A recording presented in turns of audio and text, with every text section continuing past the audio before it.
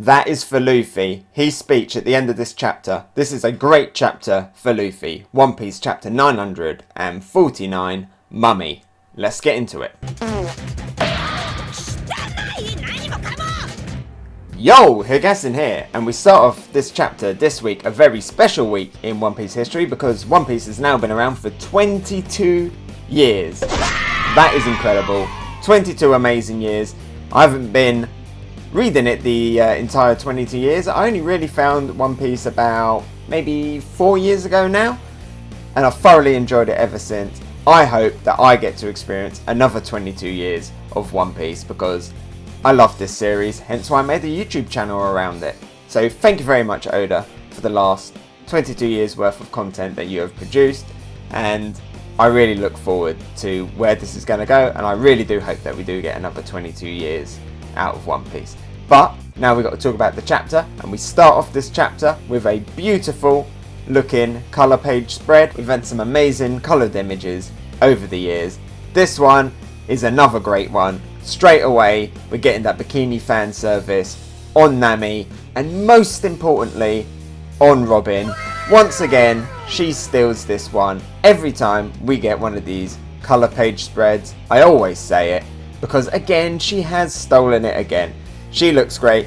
Everyone looks great, really. The only person that doesn't look great in this collection of the Straw Hats is Jinbe, because he's not here once again. But everybody else, like I say, looks great. I love Luffy. He's eating this great big banana. He's got like that kind of Katakuri style jaw. Frank is in the background looking cool as always. But the highlights on this, excluding Robin, is little tiny Chopper at the front with his hat off. He looks so cute. But what is even cuter than that is the fact that Zoro is holding onto his little rubber ring. His little rubber ring that says Chopper on board. And you know, them two have always had this kind of like little brother relationship going on. And you can see here that Zoro, you know, he's a tough guy, but he cares about Chopper, and he's holding on to that little rubber ring so it doesn't float off. You know, he's got his one eye on Chopper. He's looking after him. I really like that. We don't get to see that Chopper-Zoro bromance as much. It's always kind of like a little background thing, but I love it whenever we see it. And hopefully, when they reunite in Wano, we'll get a lot more of that. And something else I would really, really love would be if you guys could drop me a little like and a subscribe if you are enjoying my content. It would mean so much to me, and it really helps this channel. So let's get into this chapter properly. 949 Mummy, and we had that Chopper Zoro bromance. We get a little bit here of Luffy and Chopper, and we see them two fighting together. They go in with a punch and a kick together.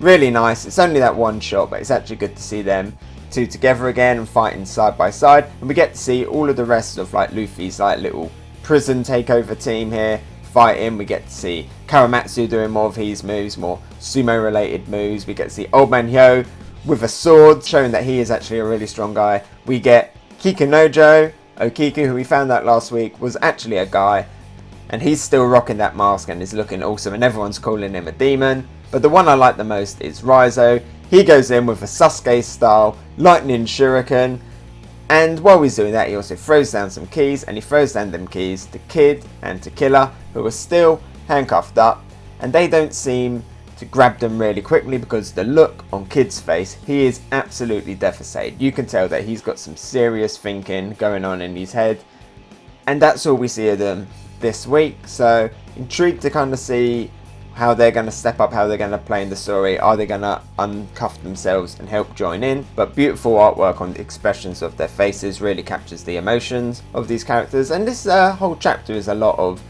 emotion, a lot of character stuff. Like I said right at the beginning, this is very much a Luffy chapter. And we start to get into this Luffy stuff next because we've got Daifugo, and he is still using those excite bullets, those playgrounds, and he's still shooting random people and infecting them with a virus.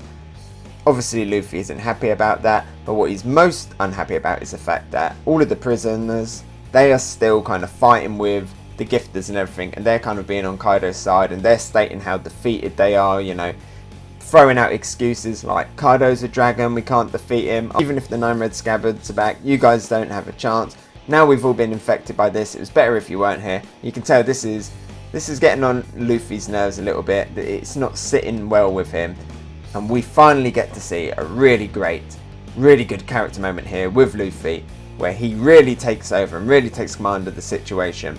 He grabs one of these guys, even though they've got the infection. The infection spreads on Luffy himself, and he goes into this great big speech about not giving up, and at the end declares, even though he's now infected by the virus, he's still going to take down and defeat Kaido. And it is an amazing chapter for Luffy. Really good character moments. You actually get to see him here, being a leader, thinking smart with his head, analysing the situation and thinking how to deal with it. It's not something we get all that often. Only a few chapters ago we were seeing Luffy. I was calling Luffy a complete idiot because of the way he was talking to Big Mom. You know, he wasn't really reading the situation. He was making Big Mom more angry by keep talking about the fact that he ate all the Oshiruku and stuff like that. He was really acting like a bit of a clown. Here it's the complete opposite. He was stepping up. He was being the leader, the captain, Captain Straw Hat Luffy, as Big News Morgans calls him, the fifth Yonko. He was showing that, yes, he does have that kind of status to stand up that high as a leader.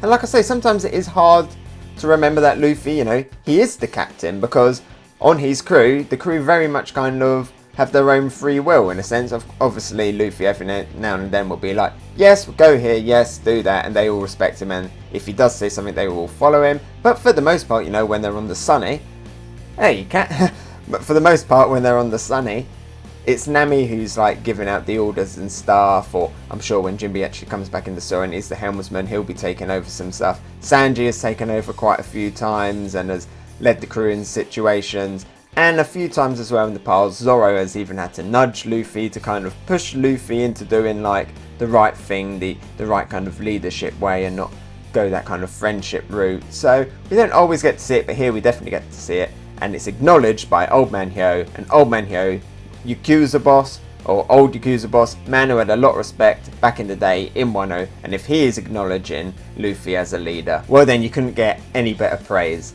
than that. And what I also really like here is that Luffy also brings up the fact that at the beginning of this arc, and we just had this in the anime, and you can actually check out my anime reviews because I now do anime reviews now that we are in the Wano arc, but yes, Luffy also here brings up the fact that he has promised Otama that he is going to take down Kaido because of the fact that she shared that bowl of rice with him. And I really like that, you know, this one little act of kindness out of Otama, just giving Luffy this bowl of rice.